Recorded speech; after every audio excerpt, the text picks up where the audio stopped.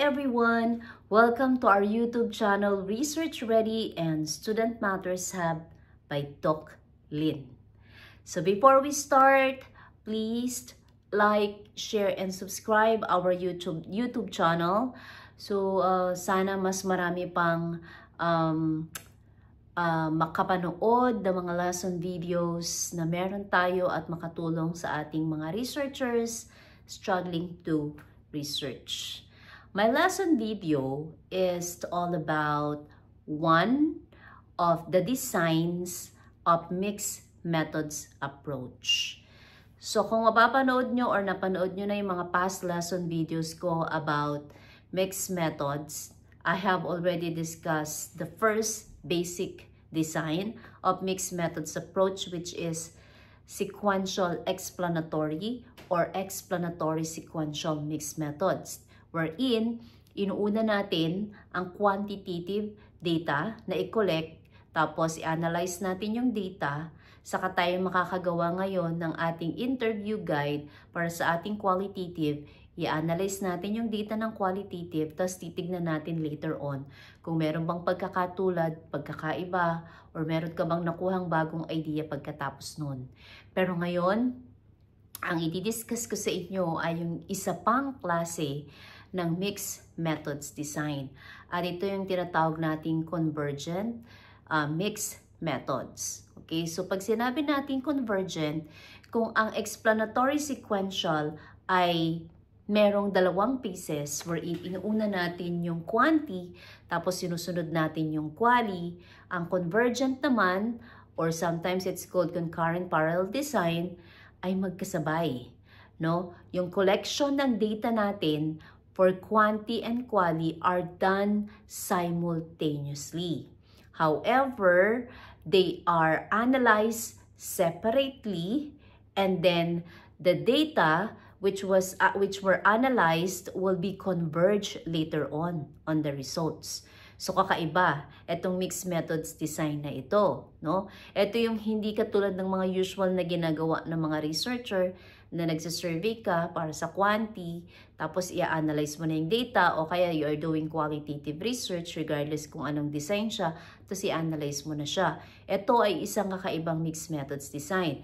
Pinagsasabay mo ang pagko-collect ng data ng quanti at saka ng quali. So, simultaneously, no? Pinagsasabay mo siya. Pero yung data, i-analyze mo separately, but the result will be converged later on. So you will know whether the results of the quanti and quali converge or they diverge. So in this case, you can get a deeper insights of your paper. So it's not the usual na ginagawa natin sa pagkakandak ng research. Mas maganda yung makukuha nating data at kung paano natin siya i-treat. Pero ang tanong, ma'am, paano siya gawin? Okay? So yun yung ituturo natin ngayon. Maaring iba din nagtatanong sa inyo, ma'am, na-discuss mo na yung sequential explanatory, na-discuss mo na din yung convergent or concurrent parallel design. Paano namin ipipresent yung data? Kapag gagamitin namin ay mixed methods, we will have a separate lesson video for that. But for now, let's just focus first on convergent or concurrent parallel design. Let's start with the definition. Okay, so pag sinabi nating convergent parallel design, sometimes they are calling it also concurrent design, both qualitative and quantitative data are collected at the same time or concurrently. But the data are analyzed separately. Afterward, researcher compares, contrasts, and merges the findings to draw conclusions. Malinaw ito. You collect data simultaneously or concurrently, but you analyze them separately, and then afterward, you have to have a conclusion of your quali and quantitative data. When you compare them, you contrast or you merge the data. Ang goal mo is to combine the breadth of the quantitative analysis, which can be done through survey or experiments, with the depth of qualitative insights, which can be done through interviews or observation. Kasi hinahanap mo yung mas kompleto at mas magandang understanding nung na-post mong research question at the beginning of your research. Now, question, ma'am, ano ang gagawin namin or steps procedures sa paggawa ng convergent parallel. Yung process of conducting convergent parallel mixed methods research, it starts with defining your research question and objectives. It's no different in doing the usual research that we start with our research questions. So ganun din. You start with research questions and the objectives of your study, your general and specific objectives. Before dividing or diving, into the data collection process, napaka-crucial na meron kang clear research question. So kung ito ay mixed methods, dapat meron kang hybrid or integrated question doon sa research question mo because that's one of the evidences na ang iyong paper ay mixed method. Kasi itong research question mo ang mag-justify using both qualitative and quantitative methods kung ano ba yung objective mo as a researcher. Because your idea is to choose a question that cannot be fully answered by just one type of data. In other words, etong research question mo is one that will benefits from a dual lens na mas maiintindihan at mas mai-explain dahil meron kang multiple methodologies na gagamitin. Ngayon, ang motivational tip ko sa inyo, think of your research as a solving puzzle. Yung quantitative methods mo, nag-give siya ng edge dun sa puzzle mo or ng edges dun sa puzzle mo. Ibig sabihin, yung broad and clear structure.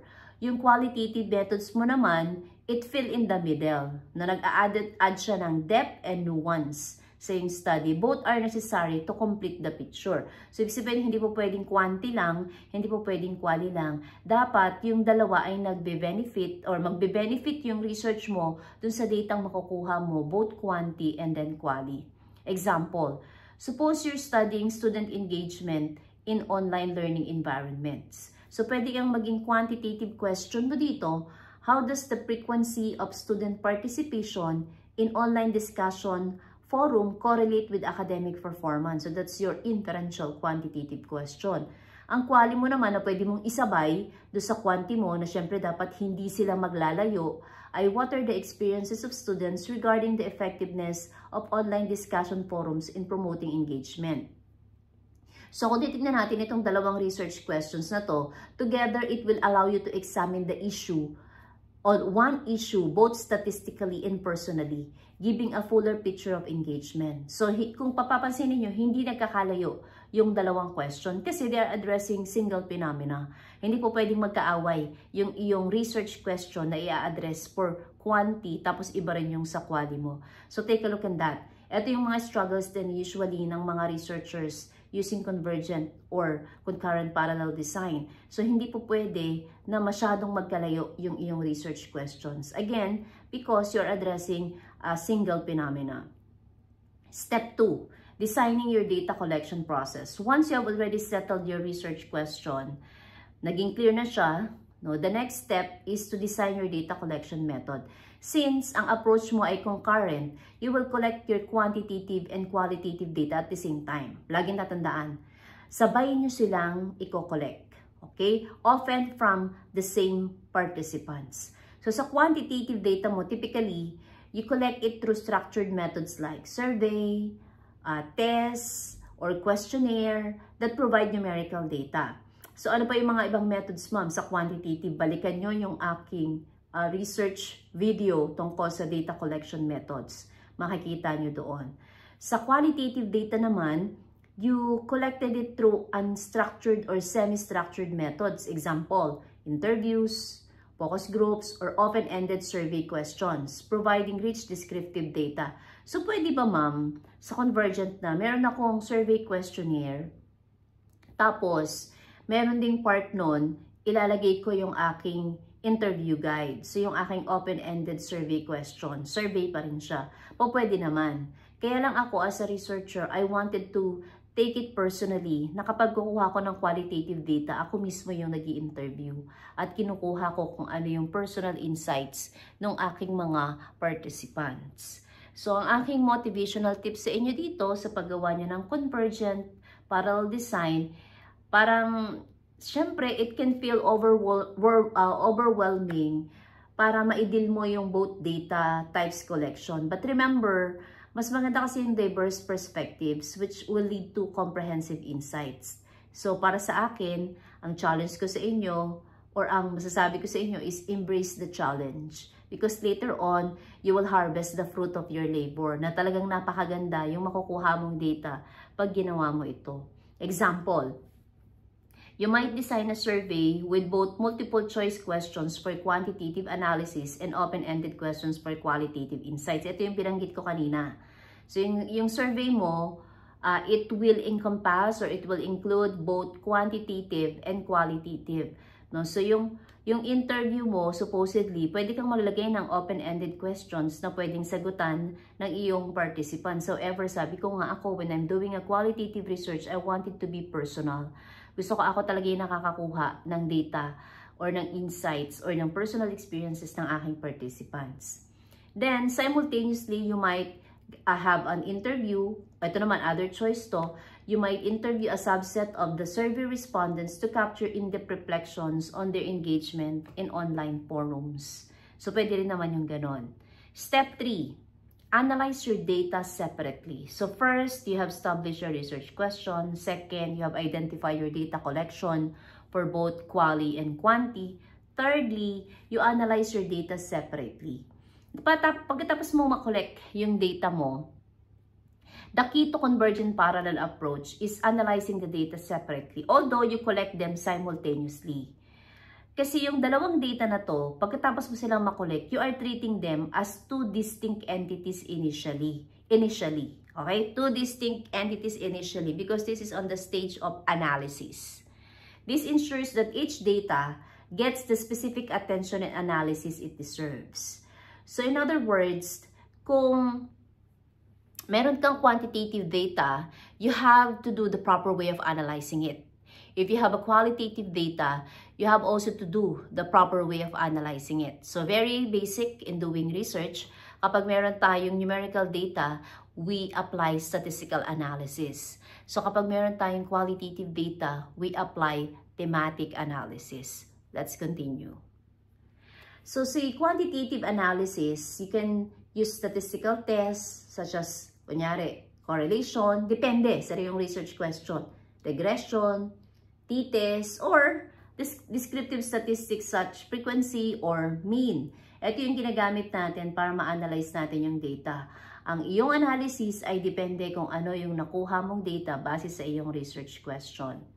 Yung qualitative analysis mo naman, you would like to analyze your data using methods like thematic analysis, which is really very popular in doing research, or content analysis. Siyempre, mag-identify ka ng themes, ng patterns, or key narratives.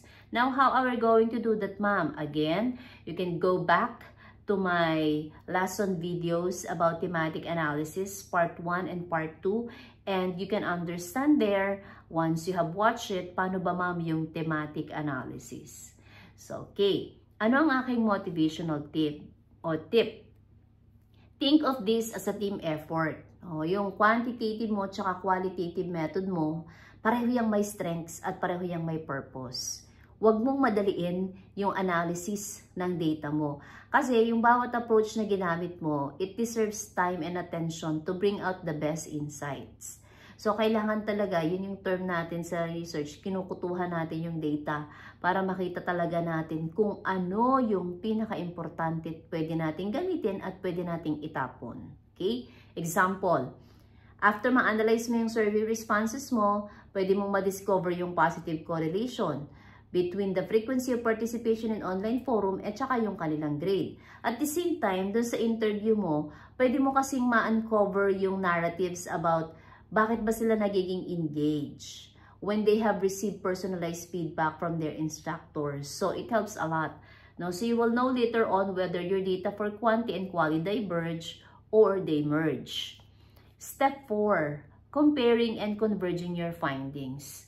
Dito na nangyayari yung tinatawag nating magic or beauty of convergent parallel. Kino-converge mo na yung two datasets.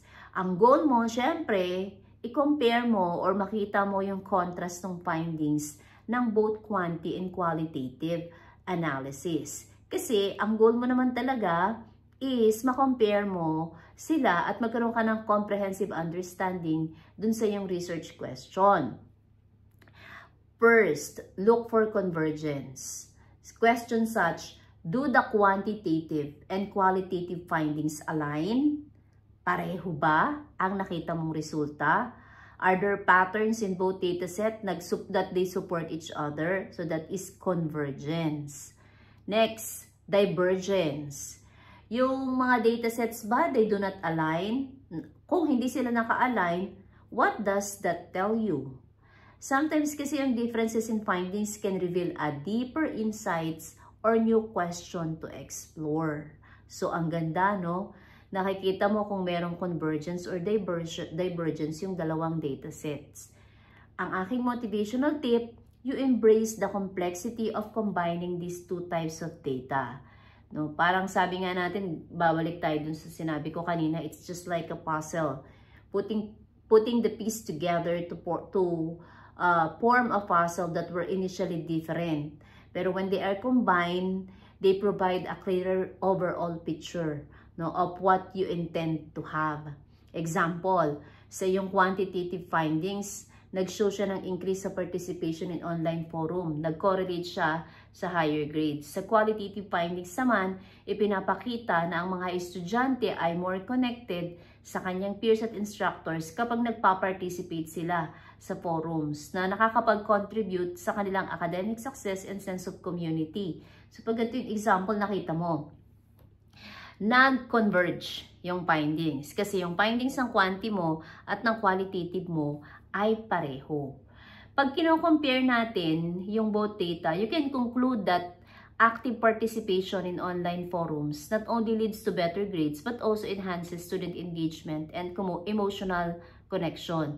Kumbaga, at a glance, yung inaasahan mong makuha mong data na ito lang ay mas lumalalim pa siya. Step 5, drawing conclusions and reporting findings. Finally, you have to draw your conclusion based on the merged data. You can combine your qualitative conclusions, which is the statistical relationship, with your qualitative insights. Yung strength ng convergent parallel, binibigyan niya tayo ng pagkakataon para mag-triangulate, para makapag-confirm or makapag-extend or makapag-challenge tayo ng findings na gamit natin ang isang method or dalawa pang method. Okay. Lastly, ano ba yung key considerations para magiging successful ang ating convergent parallel mixed methods research? Una, ang maibibigay ko sa inyo, dapat there is a proper timing. You have to be strategic in managing your time for both quanti and quali, collection and analysis. Conducting both simultaneously, syempre time-consuming yan. But the payoff is more comprehensive perspective. Kung kayo naman ay grupo ng mga researcher, hindi naman to magiging mahirap sa inyo kasi you can assign someone in your group to do the quali at the same time, others will do the quanti. O kaya naman, magkaroon kayo ng scheduling kung paano nyo siya gagawin. When I'm a single researcher, paano ko siya gagawin? So, may I suggest na you can commission someone also who is a researcher to do either the quanti and quali.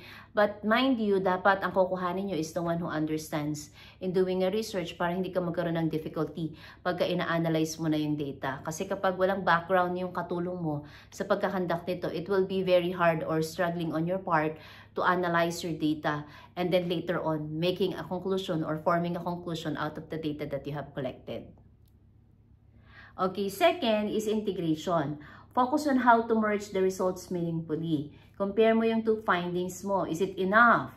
You need to synthesize them to create new insights again. Look for divergence and look for convergence. Lastly, you have to be flexible. You have to be open to unexpected findings. Sometimes yung qualitative data mo will challenge or expand your quantitative findings and vice versa. But for me, kapag merong mga ganitong instances, tama yung diniscuss ko, it really challenged the researcher. How come? How am I going to interpret the data? How am I going to analyze the findings? If the two data are not the same, it means it diverge. So it means that there is something which I need to explain further why it happened. No, bakit ba siya nangyari na magkaiba yung data? So you have to analyze your research thoroughly so that you can have a better conclusion later on. Okay? So that's how you conduct or proceed with your convergent parallel mixed method or concurrent mixed method. So again, this is a one-phase mixed methods design. Pinagsasabay mo ang iyong quali at quanti sa collection ng data, pero ina-analyze mo sila separately, tapos later on, magkakaroon ka ng conclusions dun sa data mo based on your analysis, whether they diverge or converge. Whether they converge or diverge, it's really a challenge for the researcher to explain it very well, because that will make your research presenting a deeper insights on a specific phenomena or a research question that you have set at the beginning of your study. I hope this lesson video helps you in doing your convergent parallel mixed methods design. I challenge you to use this design also in research because it will help you a lot. You can gain new insight at the same time. You can also encourage others to use mixed methods research. Please like, share, and subscribe our YouTube channel. Again, you can ask questions, you can type it in the comment section, you can also share it with others whom you know is doing a mixed methods research, because this can help, this video can help them a lot in doing their research project. The same with you. Maybe on your future undertakings, you are going to be engaged in doing mixed methods. Always remember, we unlock insights to empower your minds. Thanks for watching, everyone. See you on our next lesson video. Bye-bye.